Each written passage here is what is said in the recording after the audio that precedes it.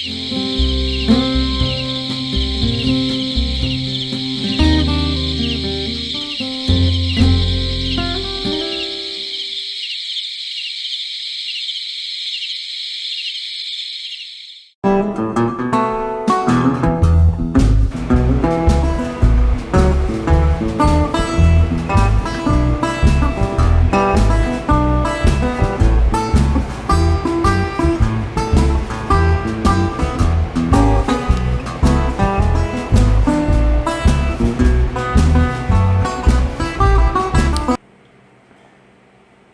Hafner here again with the Arkansas Game and Fish Commission, and today we're down in the kitchen at Potlatch Conservation Education Center at Cooks Lake.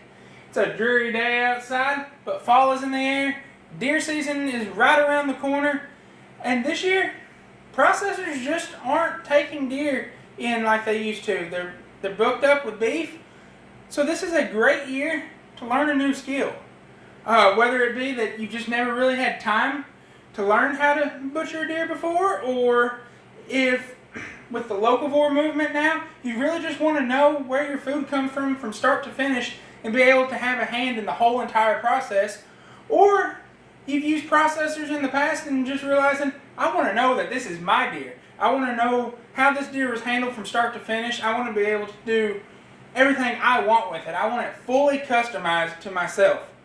And that's what you can do by processing deer on your own. It can be intimidating, but it doesn't have to be. There's a whole lot of different equipment and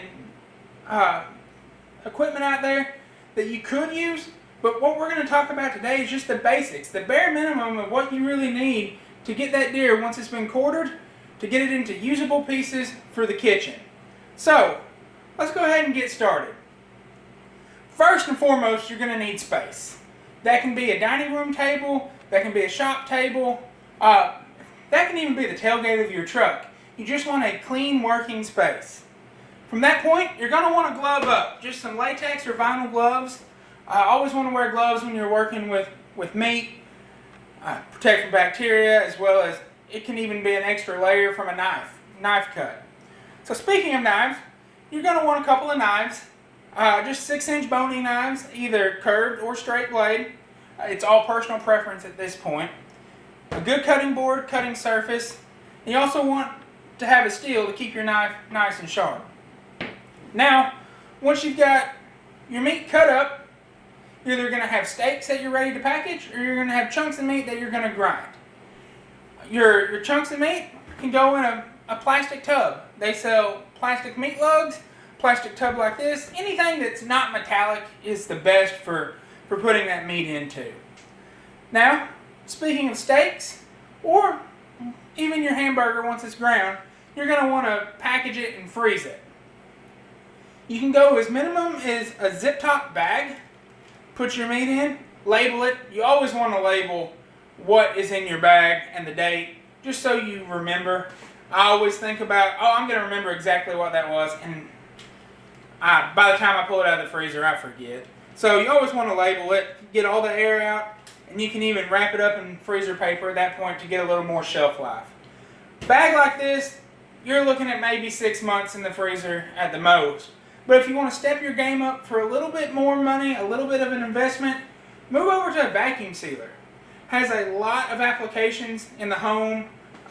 If you fish or garden, pretty much anything you're going to be putting in the freezer, using a vacuum sealer that will get all the air out for you will really save time and money.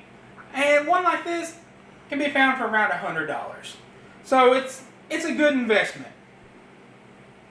Then you gotta have your vacuum sealer, but then moving over to a grinder. A lot of different grinders on the market, from very small hand grinders, which honestly will get the job done, but you just may not be satisfied with the finished product, or you may just be so tired from cranking that handle that you think, I'm never going to do this again. So spend a little extra money and get a good grinder. Anywhere from 1/3 of a horsepower up will get the job done. You just want one that you can do a few deer a year with. This one is in around the $400 range, but the $200 to $300 range will perfectly get you through several deer a year, and you'll be saving money while you're doing it.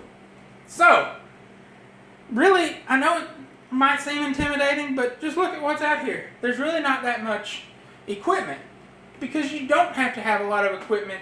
Just keep it simple. You have your steaks, your stew meat, your roast, and your ground, and you can do all that with the equipment we got here, and you know that's your deer. You were able to be in that process from start to finish. So it's just a little more satisfying than dropping it off and then picking it back up and not even knowing whose deer you have. So also, just remember, if it gets a little intimidating, you are starting with a big animal, but you're breaking everything down into smaller pieces. Once you get that deer quartered up, just focus on one quarter at a time, get it processed, and move over to the next quarter, and it won't be as overwhelming. So that's really all we need. Once you get it processed, something else to do is keep watching the Virtual Nature Center. We'll have more processing videos coming out in the future. A lot of cooking videos out there, as well as a lot of the nature centers and regional educators do wild game cooking and processing classes, Dutch oven cooking.